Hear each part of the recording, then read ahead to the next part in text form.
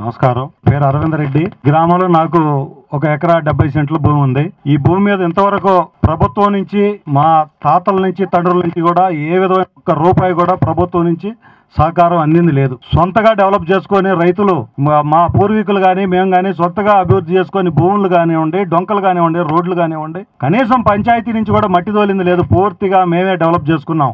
ఇక్కడ పూర్తిగా గతంలో మన పెద్దలు రికార్డు చేస్తే 120 రకాల పంటలు పండుతాయి ఈ భూములు. ఒక్క ఉండవల్లిలో దాదాపుగా 70 రకాల పంటలు, పూల పంటలు కానివ్వండి, కూరగాయల పంటలు కానివ్వండి, వాణిజ్య పంటలు కానివ్వండి, నిద్రపోనికి ఈ ప్రాంతంలో ఉందంటే అది ఉండవల్లి. తెల్లవారుజామున సోదరు చెప్పింది 1 గంటకు వచ్చి పూలుకు వస్తారు. నిద్రపోని గ్రామం ఉండవల్లి. ఒక ముఖ్యమంత్రికి ఆశ్రయం ఇచ్చిన గ్రామం ఉండవల్లి.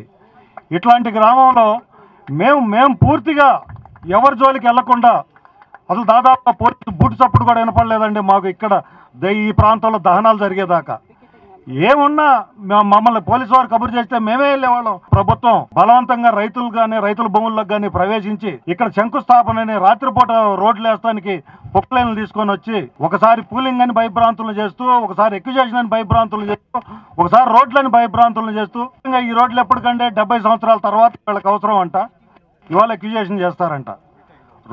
రోడ్ సెన్స్ తీసి అంత ట్రాఫిక్ ఉంటే ఎక్కడైనా ఆ ట్రాఫిక్ సంబంధించి సరిపోయినంత రోడ్డు వేసుకోవాల్సింది ప్రభుత్వ నిబంధన. రాజ్యాంగాలని ఇక్కడ అమలు పరిచేది లేదు, రూల్స్ అమలు పరిచేది లేదు.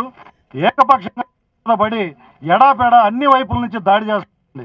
ఏ రైతు కూడా నిద్రపోవట్లేదు. మామూలుగానే సొంత పని కోసం వచ్చి వెళ్ళే రైతులని ఇక్కడ గతంలో ఇంతకుముందు చెప్పారు, ఇబ్బందులు పెడతారు. ఇప్పుడున్న పోలీసు సింగపూర్ స్థాయి కదా, ఒక్కళ్ళని కార్డు చూపించమనండి, పోలీస్ కార్డు. నేను అడిగాను, ఒక అధికారిని అడిగితే మాకు కాకి బట్టలే అంటే, కాకి బట్టలు డ్రైవర్ వేస్తాడు, ఆటో డ్రైవర్ వేస్తాడు.